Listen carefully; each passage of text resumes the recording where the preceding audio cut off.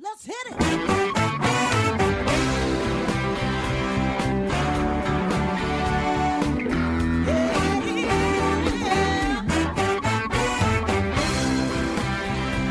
Well, hi, everyone, and welcome to Alzheimer Speaks Radio. I'm your host, Lori LeBay, and I'm so excited that you're joining us today.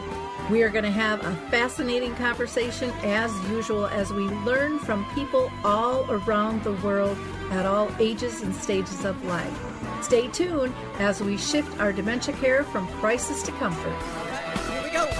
What you think about, you will bring about the mental change. We will. Well, hi, and welcome back to Alzheimer Speaks Radio. I'm your host, Lori LeBay, and if you enjoyed our music today, it's called Clarion Call by the Mark Arneson Band featuring My Adore, and you can pick it up on any of your favorite music platforms. For those of you that are new to our show, Alzheimer Speaks is about sound information, not just sound bites. We want to raise everyone's voice around the world. So that starts with the person from dementia to their family and friends, to business professionals, to authors, musicians, researchers, advocates, you name it. Everyone can make a difference, and we want to hear how you're doing it. So reach out to me at alzheimerspeaks.com. And to our listeners who are so loyal, I just thank you from the bottom of my heart. You have raised awareness of all of our programming, not just the radio show, but our dementia chats and dementia-friendly gatherings and memory cafes and dementia quick tips and our blog and our YouTube channel.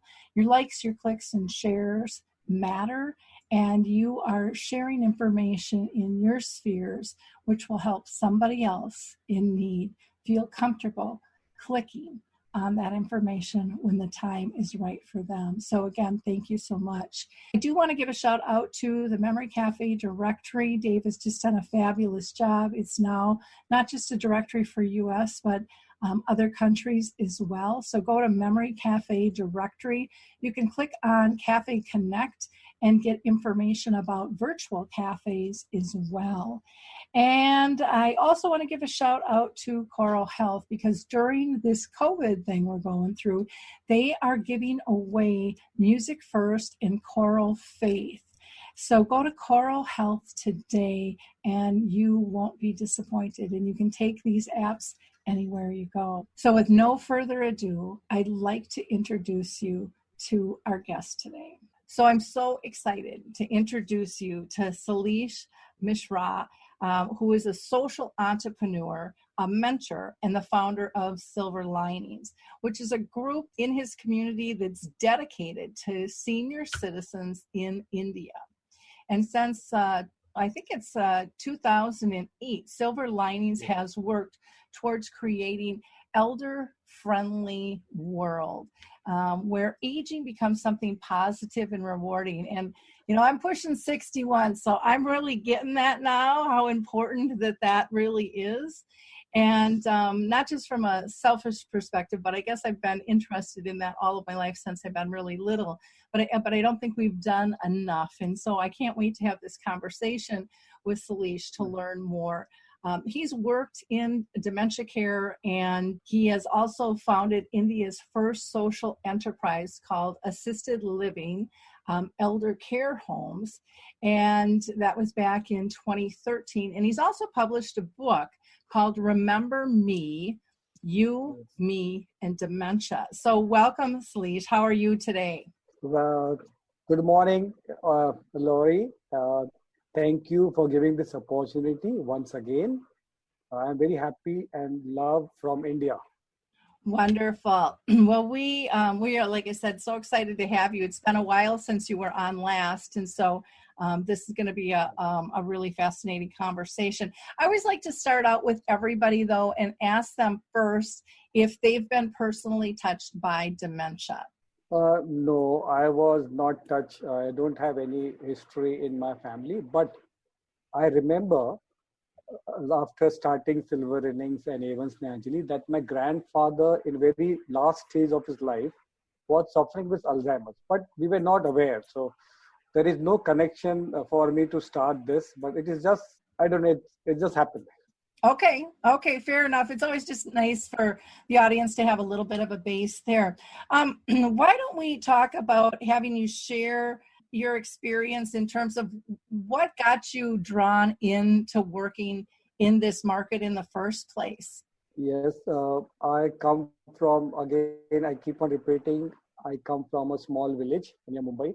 So being a village person, I have that attitude of humanity to talk about love and care, to talk about people, to be among human beings. I unfortunately joined a sales marketing team after my graduation. I did not like it. For 17 years, I was in a marketing company in the corporate world. I was not enjoying it, but though I was learning something, the marketing techniques and tricks, which is helping me now. Then after some time, after working for 17 years, happened to work with Dignity Foundation, which is an NGO in India that work with seniors. And I happened to apply as a volunteer, and they offered me a job. And working with Dignity, I got all this idea. I got connected to real people, to seniors. Earlier, I was not aware who are seniors, who are aged, what is the problem, what are the issues. So here I learned something, and that touched my heart. There are so many good human beings I came across, and they touched my soul, and it's continued. The love is continuing.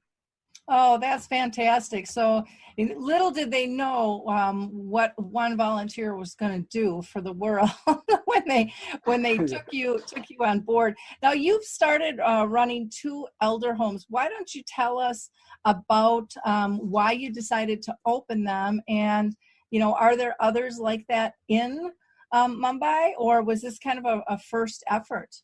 Yeah, so we started Silver Innings, my group organization, in 2008.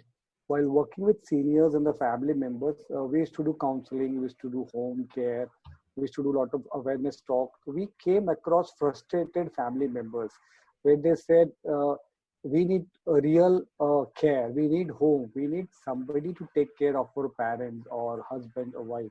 So then this idea came to start an assisted living. It is near Mumbai. But again, the whole concept, idea came to me from Eden Alternative, Dr. Bill Thomas. His idea was to transforming life to mitigate loneliness, helplessness, and boredom. It talked about human habitat. We connect to human being with the green, with children, with the birds, with the fruits, with the flowers. So whole this idea of making a home, not a nursing home, not a old age home, not a retirement township. So idea was different. We started as the first in India, but now there are few more. I'm very happy that there are many such openings, because there are around more than 100 million seniors in India, and 4% are suffering with dementia. So it is going to be huge. So we need thousands of such homes now. So it is good. We are happy we started first, but there are many now.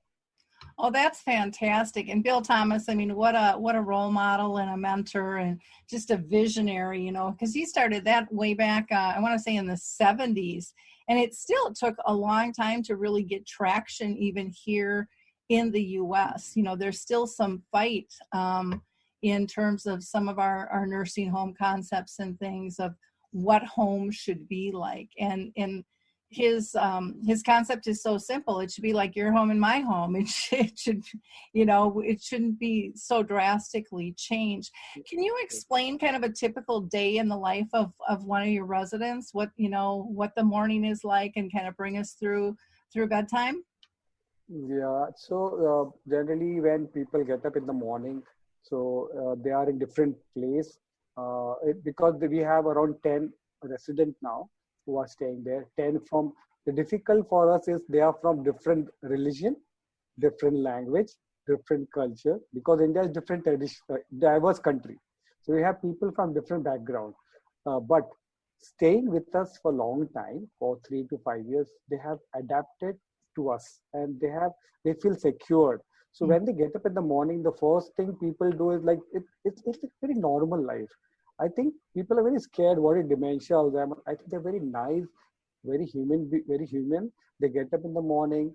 We take them for brushing the teeth, going for bathroom. There are typical things what we all do, but sometimes are difficult. Example, there might be mood swing. It might be rainy season. It might be winter. It might be summer. The external environment face difficulty in this, and sometimes because of thyroid is also playing a lot of issues now. So because of increase in thyroid or diabetes, there will be some mood swings. But because of caring staff, we overcome all this. Initially, 1 2 hours might be difficult, but as the days goes along, they all very happy. They participate in activity. They have food, and again, sundowning starts after 4 o'clock. No matter where you are in the world, your 4 o'clock is kind of that ticker. Yep. Yeah. Yes. And that's just one of those things, you have to learn how to move through it. I see on social media it seems like you guys are throwing a party all the time. There's constantly music going and arts and just very active, happy moments that everyone is engaged in. Is that something you do like on a daily basis to try to incorporate those things, or is that more of a weekly or monthly basis? I just know when I see it, it's just like, that's what I think of when I think of you. I think of just fun engagement. Yes, you are right.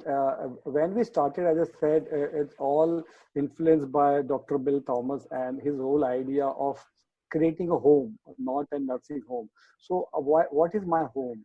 I love music. I love dance. I love colors. I love to go out. I like to flirt. So what we do is the same thing we need for them. So that is what we created. And believe me, this is every day. Every day we start with of course, doing a daily routine. Then we start with the universal prayer. Prayer also has a music. So we all sit together, we pray together. It might be different language, but music connects. And what we do is we start the day with the group activities. So what I found in this is group is one thing which connect, very engage and stabilizes a person. So they will start with a group activity like prayer, then it might be music, it might be some creativity, it might be some dance, it might be brain therapy. So music and dance is compulsory. I can say it's a ritual for us. And celebrating birthdays, celebrating anniversaries, India has so many festivals and all are of music and dance and colors. So we try to incorporate everything to make them feel that it is normal. They are not abnormal. We don't behave and don't treat them as abnormal. So I think that is the key. Group is one thing, and telling them and making them feel comfortable being normal is important. Yeah. Well, my mom was in a nursing home, and when I was younger, I sold real estate. And so I always helped place people and find them, good alternative homes when families felt they couldn't handle it anymore. And yet when it was my mom's turn, I always wanted her to live with us. And some of my listeners have heard this story before, but I think it's an important one. And we got along really well. My dad ended up being in a nursing home. He had taken a fall and he was never going to be able to live independently. And even though my mom couldn't pick out her clothes to wear appropriate for the weather, didn't know if she should wear snow boots or flip-flops type thing. One morning, about 3 weeks in, she woke up real clear and said, I want to move to the nursing home. And of course, as a family member, all I was offended. I wasn't good enough. What was wrong? It was all about me. And I said, Mom, aren't you happy? And she said, no, it's not that at all.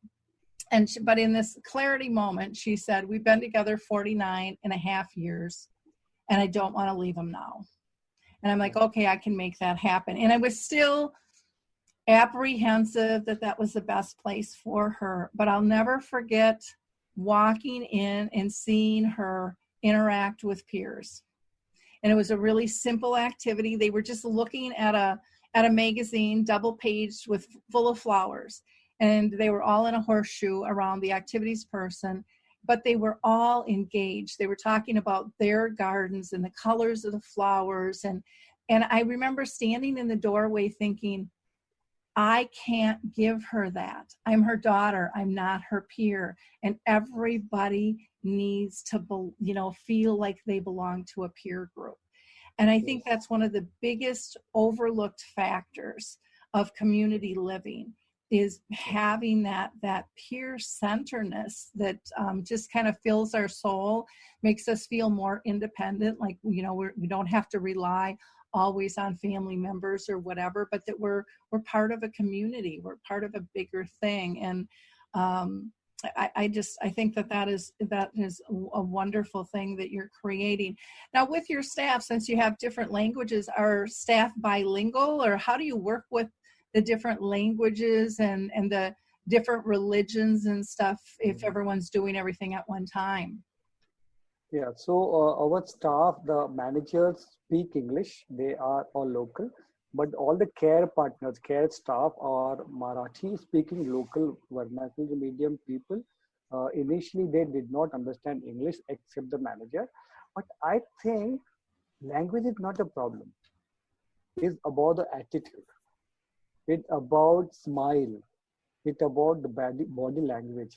So slowly, I found that our care partners, our staff learned the new language, and our seniors also started knowing the language. So because most of the seniors belong to Mumbai region, they speak some local language, Marathi, that's a common language. So they understand something. But again, I'll just share you an example.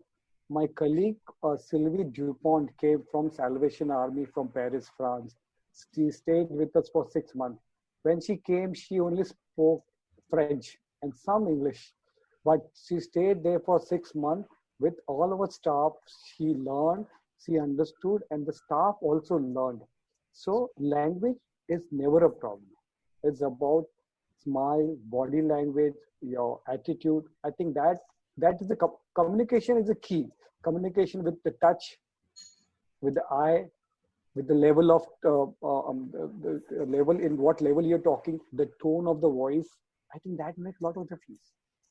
I love that you said that, because I'm a firm believer that we do not pay enough attention to nonverbal communication, or just how we communicate. You know, we're like, hey, come on. You know, we're not even looking at somebody, we're waving them on. And somebody who has a deficit, they need all of this, you know, to figure this out. They don't know if you're talking to somebody else.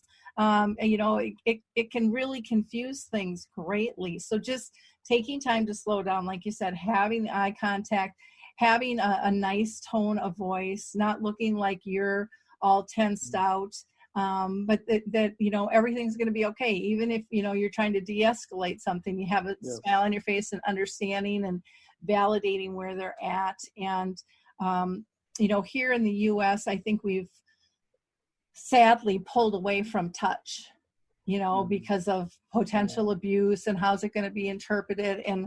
And that really saddens me, because I think touch is so powerful. I just think it is so powerful to get a hug. And I think now with COVID, I think people are realizing how much they miss those hugs and that touch, and, you know, or those sounds, or being able to look in somebody's eyes directly. So maybe that'll help us all learn a little bit more too, in terms of what our true needs are and what we really rely on. Because I think a lot of what is considered nonverbal language, people, they don't even know that they're taking it in, you know. And that's one of the things I think people with dementia teach us, is they're like, hey, I need to read your lips. I didn't know I was reading your lips before, you know, but I need all these other factors. And I love too how you say that both the resident and staff are learning, you know, so it's that equal relationship. It's really what I call a relationship-based care. I personally don't care. I don't know if you guys use the person-centered term, but here in the U.S., I think it's overused and underdelivered. And I think getting back to that core relationship is real different. Now, everybody around the world is dealing with COVID. How has it touched India, and how have you adapted to still serve the elders? So this COVID has come in a very big way and created a lot of problem for all of us, because it came suddenly, and we were never ready for it actually. But what we did, when everything started, the COVID, the news, because we read a lot of newspapers, a lot of internet news on Twitter, we found something is coming. So way back on 4th of March, we stopped all the visitors visiting to our place. So that was the first thing we did. Uh, and we evacuated the students, interns who were working with us. We stopped all the visitors. We stopped all the family members on the 4th of March. In fact, Government of India lockdown came much late, like 20th March or something. But this is the first thing we did. And we also did what is needed in crisis. So we sat with our manager and decided we need groceries, we need medicine, we need diapers. I knew it is going to be 2-3 months. We started keeping all this provision, ration, grocery, diapers, sanitizer, medicine. We kept all the stock. So this was initially preparation we did. Then we also sensitize our staff with our doctor. Like what are things we need? Like we have to sanitize our hand, we have to wash our hand with soap. We keep a sanitizer there. Then we connected to the municipal corporation. Municipal corporation comes every week and sanitize the place. That is also one thing we did. Then we also did what we have for this visiting doctor. We she visits every week, but this time we decided every week she'll come and identify some symptoms. Are there some symptoms? A cold, cough, and fever, not only in the resident but also the staff.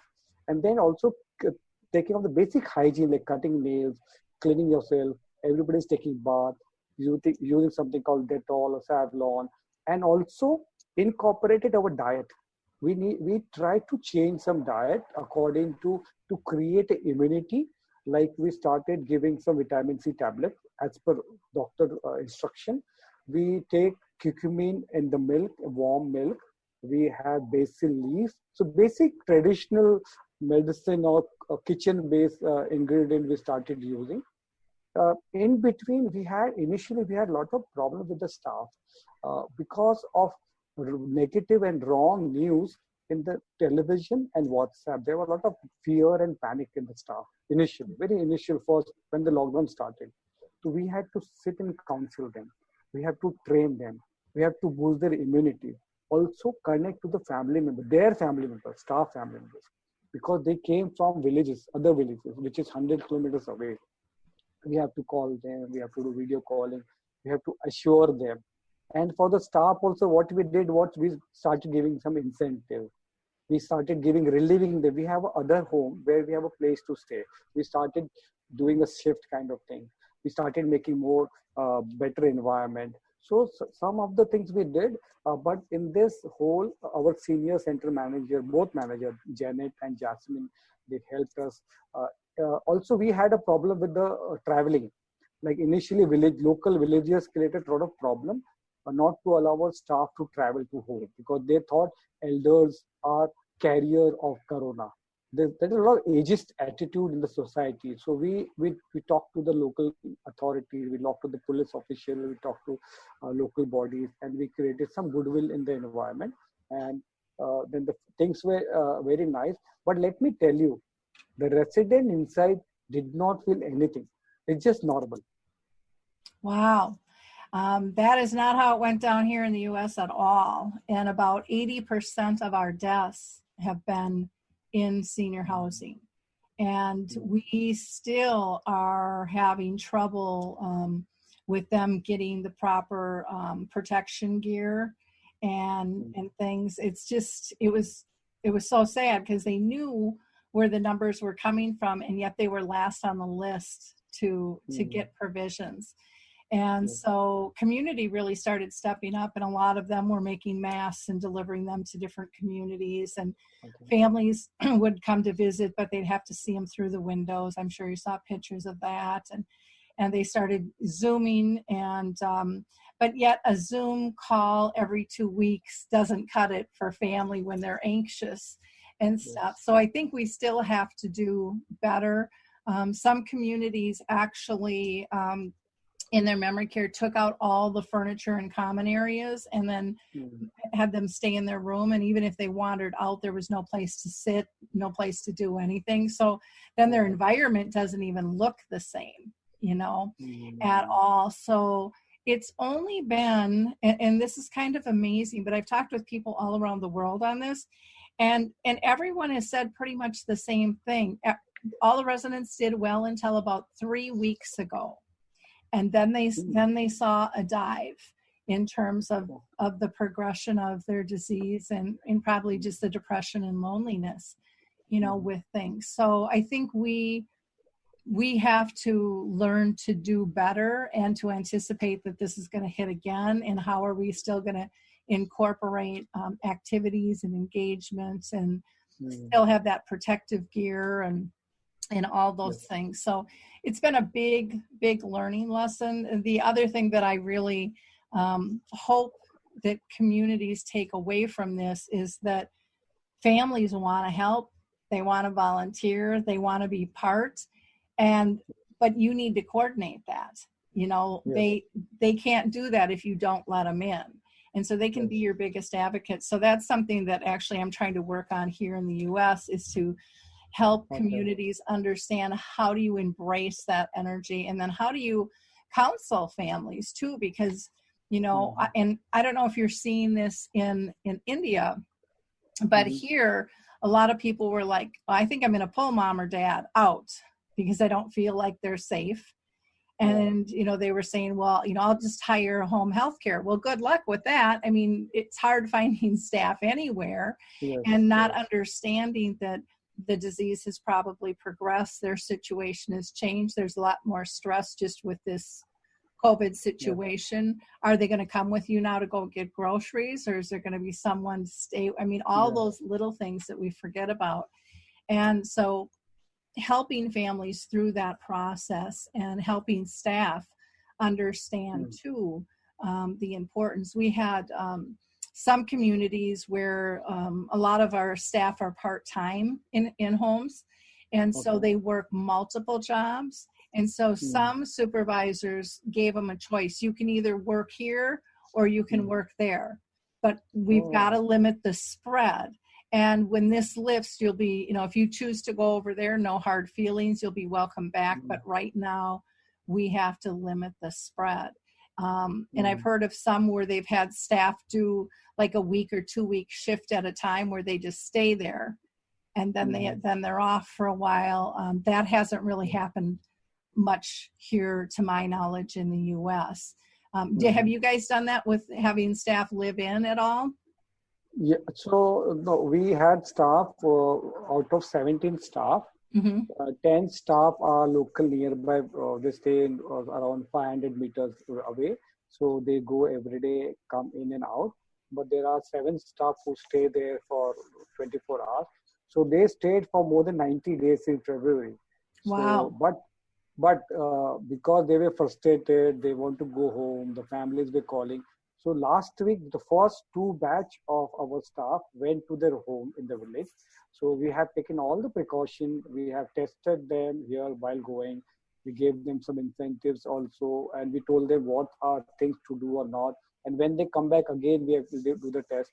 So we need to care for them. In India, old age care is not still under essential services. Government is struggling to do other things, other priorities. In fact, 10 days ago, there was a Government of India meeting with all the care staff, home and senior citizens association. I was among them. And the Government of India is developing a policy for COVID and elder seniors. I think in the development, we need standard operating procedure, SOPs for homes, for the staff. In fact, I want to talk about many families, people who stay in their own home. They struggle a lot in the lockdown because they were dependent on the caregiver, care staff coming every day. But on the lockdown, they could not travel, and family had very, very difficult time to handle, especially dementia people. Yeah, it's interesting. I think everything in our world right now is on the cusp of changing, and to me, I'm hoping for the better. I think it's going to be a mess for a while, all this turbulence, but it's really shining a light on how much better we can be as humans, and how we can build better community as a whole, be more respectful and dignified, and take in that risk versus versus living life, is really Yes. starting to have a conversation that people need those family connections, even if there's a risk of getting ill. Yes. They need those connections, and that's a tough one. That's a tough one, because a family's choice is much bigger than just them, because of the Yes. type of disease that this is with COVID. And so it Mm. has this ripple effect that, we have to somehow figure out how to work with. Um, Yes. Now, you had mentioned, initially you had kind of worked with police and stuff for travel and reaching out Mm. to the community. Can you talk to us about some of the local communities that you work with, and how are you Mm. working with them? So initially, when we started in 2013, we have been doing this community work since 2013, because I believe community participation is very important in whatever you do. Whether you work with children, women, elder, anything you do, local community participation and support is very necessary. So what we started doing is there are 5 church in the area, local church, and they are faith-based organization which are very good, powerful organization in the community. We started working with them, delivering lectures, doing health camps, helping local community. Like if there was a poor student who needed school fees to be given, we try to arrange that. We did something called picnics for them, uh, talent shows for them. So we started doing all this from initial days. So this connection helped us in this difficult time. Initially, there were some people with creating difficulty, but they helped us. In fact, we worked with the police also, because we distributed them sanitizers, fruit juice, mask, face shield. We worked when we started working with the community, so we worked with all. So for us, everybody in the community is a stakeholder. The municipality workers, police people, elder, children, everybody's there. Then we also went down and adopted 2 schools in the local locality, which are poor government school where tribal and migrant worker children will go there. Primary school, we give them textbook, we give them raincoats and other stuff which they require. So this was there. But what happened in the lockdown, what we found, there were a lot of daily wage earners, were like auto rickshaw driver, car drivers, housemaid, they were out of job. They could not do a job. So we form a group called We Group and actually help people with groceries and medicine around 11,000 people, around 1,500 families. We went Wow. out and yes, we form a group and it was really good. And uh, believe me, in this difficult lockdown time, there were a lot of negativity outside, but we feel so nice, elevated with this positive aura of helping people. Actually, this is one thing we kept us going, and people blessed us, and it was like somewhere humanity has come about. This COVID, I think I could thank COVID because it's trying to give humanity a chance to again survive. We were dead. We were dead skin. I think now the new skin is coming up. I love that. How can I ask how you are funded? Because you're doing so many different things, and my guess is you probably have a good volunteer base, but still some of this Yeah. stuff, when you're giving it away, things need to be purchased and stuff. So how are you Yeah. funded? So, as a Silver Innings, with a social enterprise, we don't have any funding base. We have created our own base, and our home creates a revenue. That is one thing. We have some revenue, but when you start doing this humanitarian work, you need a lot of funds. So when we started, we had this 5, 6 people group, and we don't contributed from ourselves. Example, $5,000 each, suppose, and then we created an amount like 700 rupees, Indian rupees for one kit. So we sent out messages on social media. This social media was really helpful. And we told them that this is what we are doing. And people just poured in. Like, I can't imagine, there are so many good people out there. We always talk about bad people, but I think there's so many helpful people. They just keep on donating. In fact, at some time we have to say, stop, don't give funds now. So Wow. yes, so people helped, and not only us. We were initially again. We started on 20th March. We were one of the first to start this uh, help for with grocery and food. There are many people started, and it has been a very good experience for all of us. And things are better now in India after we are unlocking now. But people helped us. Funding was, I think if you do good work, nobody stops you. God will also help you.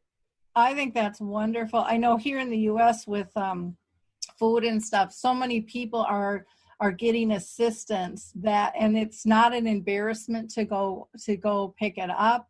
People are so grateful, and they are so they're thrilled to give it away. I mean, it's not like, oh, it's you again, type thing.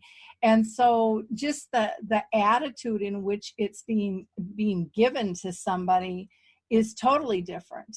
And and it's, with between the COVID and people losing their jobs, and it's people of all, economic and races and the whole 9 yards. It's just affecting everybody. So it's equaled the playing field, and it would be nice for them to be able to figure out, how do we do that all the time?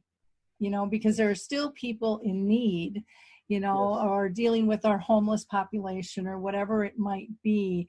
And I think so often you were right. You said, we hear about all the bad stuff, but we don't hear about the good stuff. And I think that's how we've been trained as to what news is. And I think we can be retrained if media would focus on that. And if people are sharing more, just like the little, I don't know if for schools and stuff here, the teachers, and we're doing parades around the neighborhoods for the kids in the cars and just driving by and waving and honking. And they have the police and fire departments, and the kids were thinking it's cool, and the parents are crying, going, wow, this is really something, and it was again, just to make those connections. And we can all do so much better. What kind of message do you have for families who are dealing with a loved one with dementia? So for the families, I think here I would like to stress upon my learning in Australia, what I had in 3 years ago. I went for the training for Spark of Life Dementia Care International for Master Training of Dementia. There I found something again new, like Eden Alternative.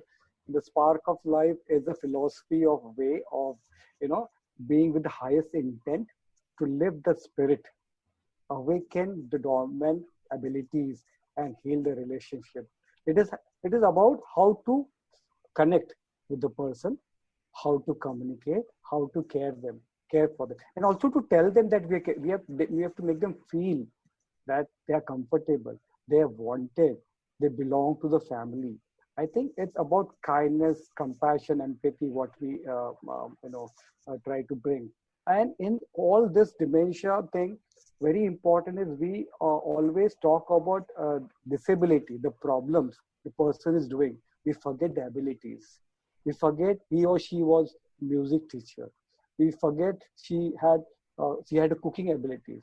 We forget somebody was dancing. Like we forget the games they played in the childhood. We need to try to bring that ability back. And here, Jane, who's the founder of Dementia Care International, she has a very nice quote. And in my book also, I have mentioned this. I would like to read this. It is not other person's behavior that causes our reaction. Instead, it is our judgment about the behavior that triggers our reaction. So a person with dementia might not know your name, the relationship about you and him or her. They might not recognize your face, but deep inside their heart, they connect with you. The person with dementia, might forget from ear, but remembers from heart. Just think that he or she is a human being, is a family. And just imagine if you also get into that situation, how people want to behave with you. Try to be for them. And doing all this, caring for your family members, please note, you also are going to be under stress. To take care of yourself, practice some yoga, practice some dance, go for shopping, take a break. Taking break is very important. Take help, share the responsibility of your family members. And if required, take a professional help. It is not stigma. Don't be ashamed. Don't be shy to take help. Because if you're taking help, if you're in good sense, if you have good aura, you will help the dementia person much better way. Oh, I so agree. And I love that you talk about the reaction and the behavior and things. I don't know if you know Gareth Benninger, who I think his Yes. book is called Moving Ahead by Standing Still. And he, Okay. says, stop using the word behavior. It's a reaction. It's a clue. It's a signal. Something's off. It's our job to figure that out. Yes. And I think one of the most beautiful things that dementia has taught me is everything that I've learned for dementia I can apply in all of my life.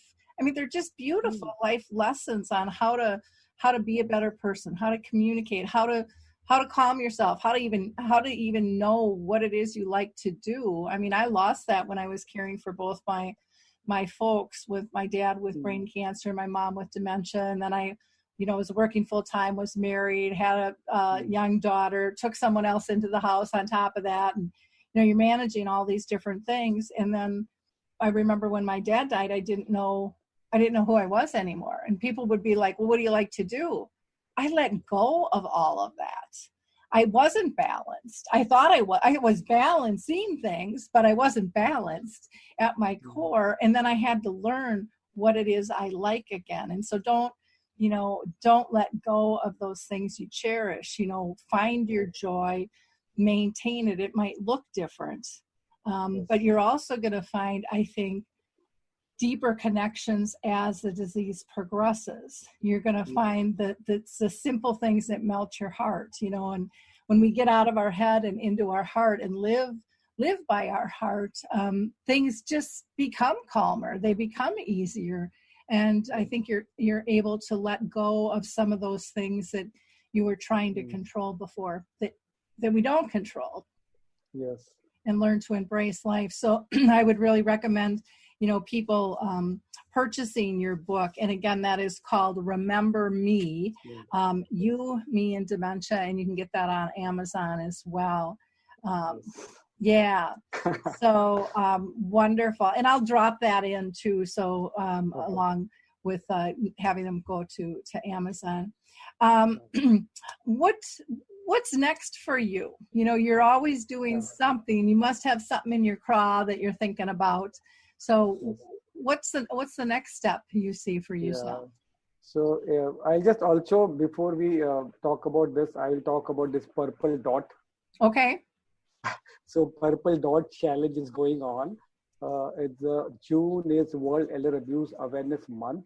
15 June was the day.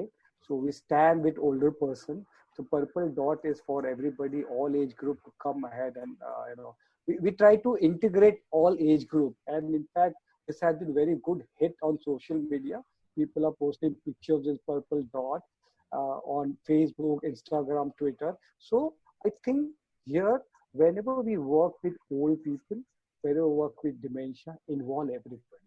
Don't only talk about family, don't only talk about old people, involve children, students, youth, all stakeholders, lawyers, judges, police, everybody. They all are there to help. Somebody needs to ask help.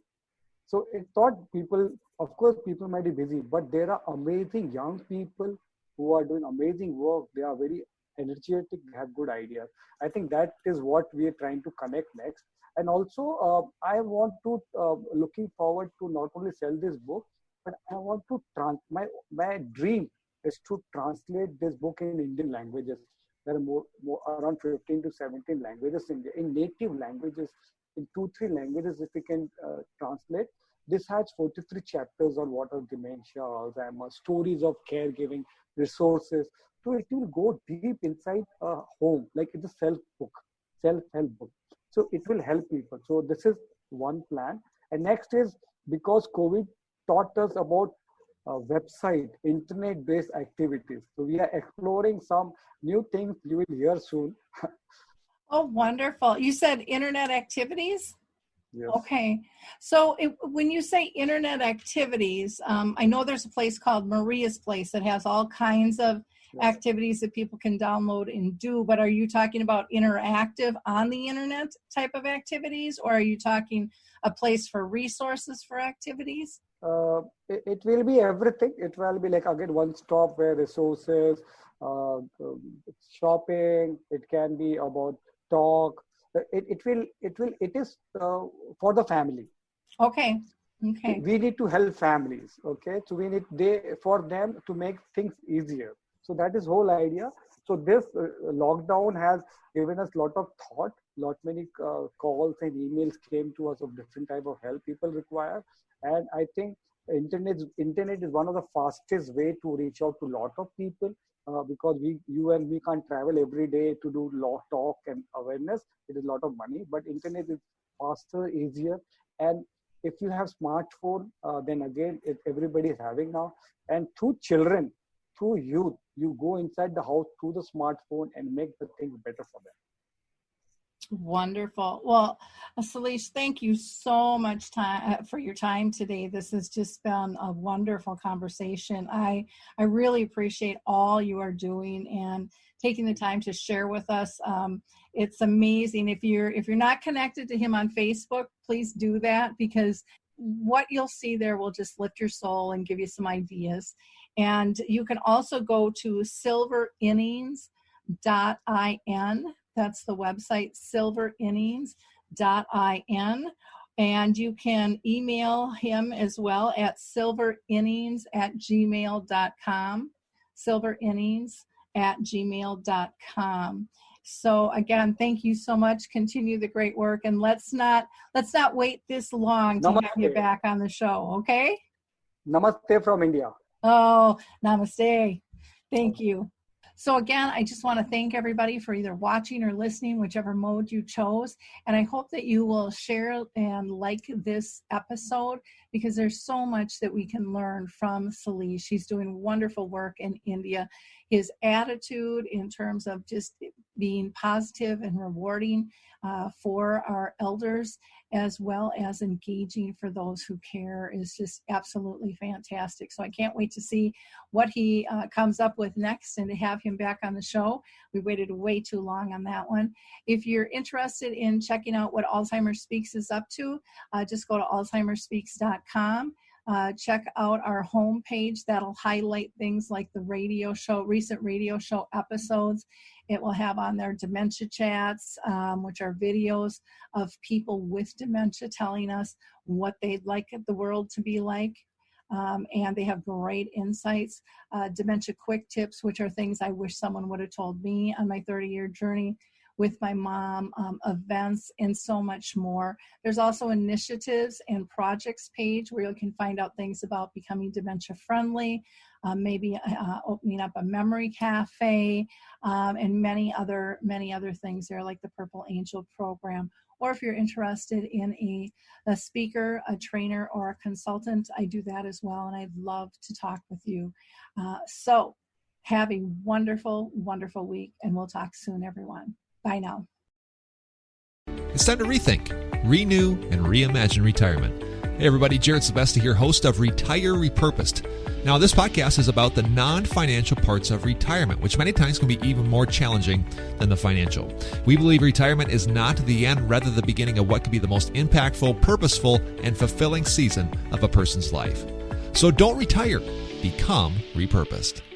To listen now, search Retire Repurposed on your favorite podcast platform, Senior Resource, or Life Audio.